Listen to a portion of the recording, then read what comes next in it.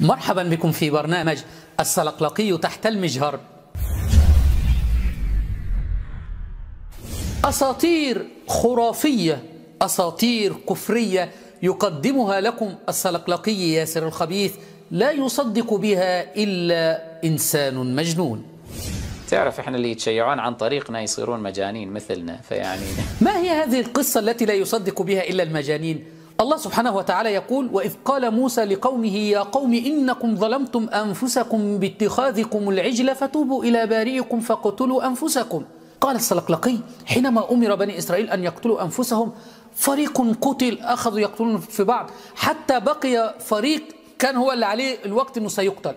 فتذكروا قالوا: احنا كنا حينما نفعل معصية كان موسى يقول لنا توسلوا بمحمد وآل محمد، فما رأيكم الآن نتوسل بآل محمد الطيبين الطاهرين الأئمة المعصومين، نتوسل بهم الآن ونرى هل سيرفع عنا القتل أم لا؟ فبمجرد أن توسلوا بمحمد وآل محمد جاء الأمر الإلهي إلى موسى: خلاص يا موسى أوقف القتل لقد غفرت لهم جميعا.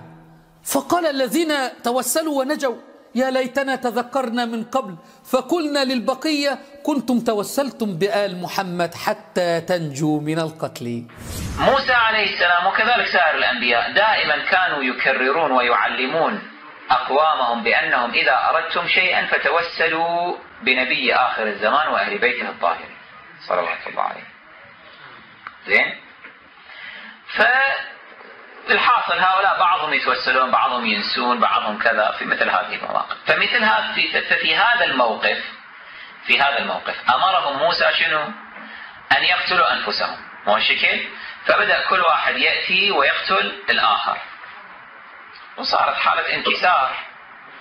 بعد ما قتل جماعة منهم، جماعة آخرين كانوا منتظرين للقتل تذكروا، قالوا: موسى دائما كان يقول لنا إذا أذنبنا ذنبا عظيما فلنتوسل بمحمد وآله الطاهرين صلوات الله عليهم فالله يغفر لنا، لنجرب التوسل بمحمد وآله الطاهرين نشوف شنو يصير، هل الله يعفينا من القتل أم لا؟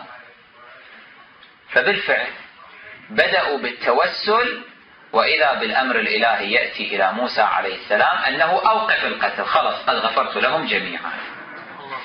فلما أبلغهم موسى بذلك تحسروا، قالوا: ليتنا كنا قد تذكرنا التوسل بمحمد وآله الطاهرين صلوات الله عليهم منذ البداية حتى لا يقتل إخواننا هؤلاء، حتى هؤلاء ما كانوا يقتلون.